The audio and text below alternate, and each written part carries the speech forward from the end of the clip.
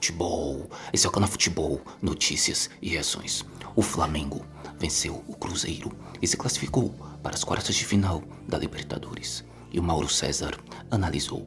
Fique com o vídeo. E lembrando sempre, se você for novo aqui, inscreva-se, vem fazer parte da família Futebol, notícias, reações. Não esquece do like e tamo junto.